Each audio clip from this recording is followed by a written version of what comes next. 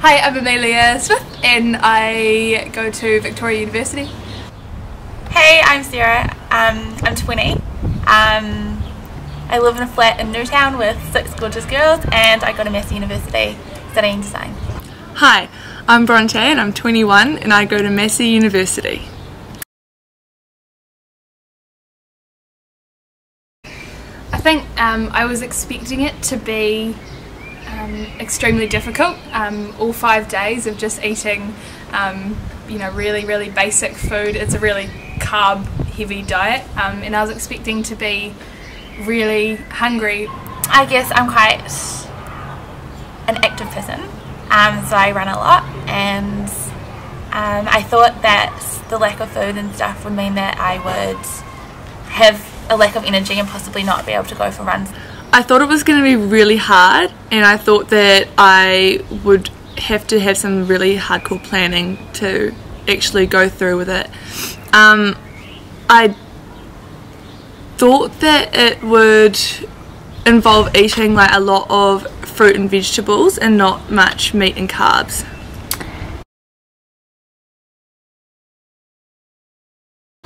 I was surprised that I wasn't really that hungry, but I think by the end of the week it was just not so much the hunger that was difficult, but more what I was eating and how that affected my energy levels and my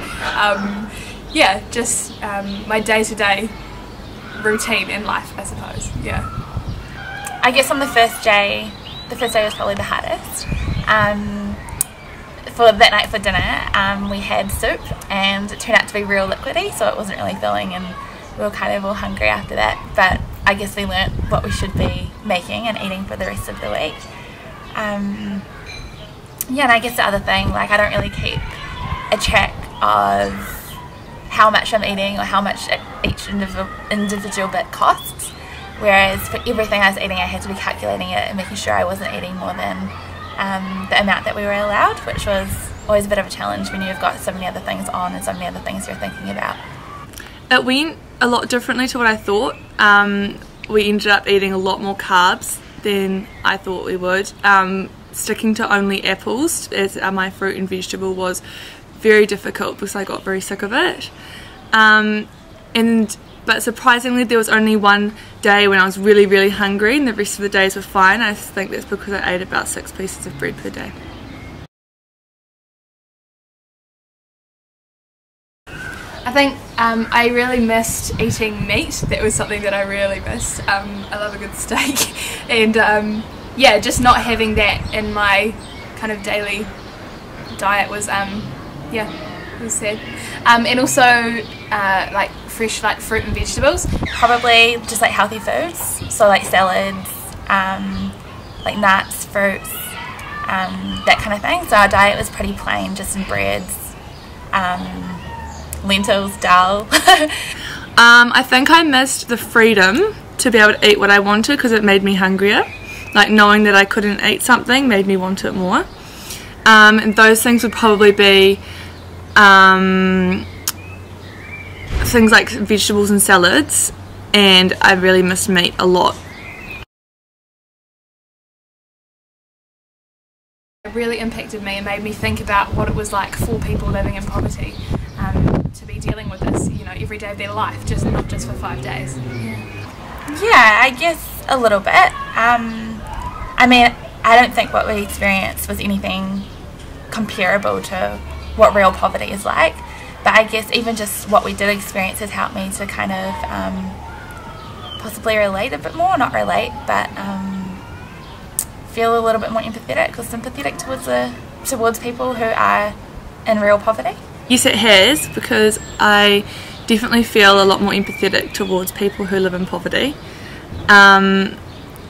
Like, while we as a flat we managed to do it quite easily in terms of budgeting and planning, there were some key things in our diet that we had to leave out, like meat, vegetables, a lot of things like that, and if I had to live like that full time it would be a really difficult lifestyle.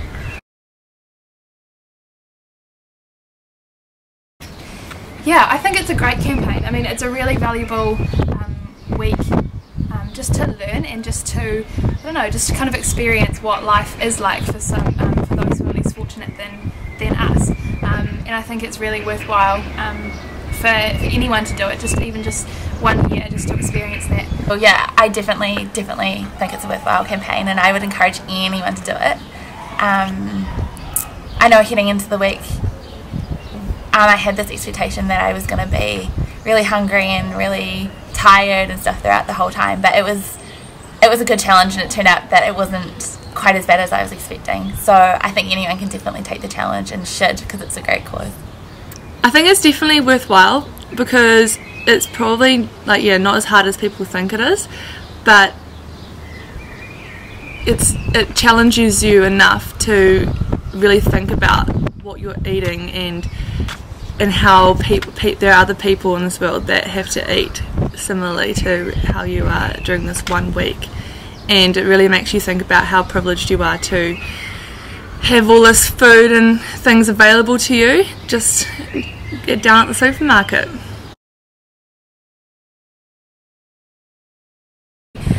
Budget well your daily meals, and yeah, just try to avoid lots of carbs and stuff, because that, it fills you up but it doesn't really give you the energy that you need. Yeah, and also just to be conscious about the cause why you're doing it, and just remembering that there are people out there who are less fortunate, and yeah, there's always something that we can do to help with it. I guess the piece of advice I would give is it's a great opportunity to get together in groups and do cooking and add your money together, because that way the food that you get will go further. That was definitely one thing that I was happy that we did it in a group of 6, so it was a lot easier than doing it alone. I would definitely pre-plan and get that Live Below the Line cookbook, the helpings in it, because that was really handy for dinners. And yeah, definitely don't waste the money that you have on things that you don't need. You're better off spending it on things that will fill you up and keep you going, rather than little tiny things that taste nice. Another campaign that I have experienced in the past has been World Vision's 40-hour famine. It's similar to Live Below the Line in how you're sacrificing food or an element of your diet, which is really important for I suppose everyday life. I think for me, Live Below the Line, I was able to really connect with the cause, and it just kind of I was just able to kind of reflect on what it was like for people who who don't have food every day, whereas the 40-hour famine, I did find that it was more about getting through the 40 hours and looking forward to that amazing meal at the end of the 2 days kind of thing. So I think Live Below the Line, I was really able to truly connect, I think, in my mind with the lives of others who are less fortunate. A campaign that's similar that I've done is the 40-hour famine.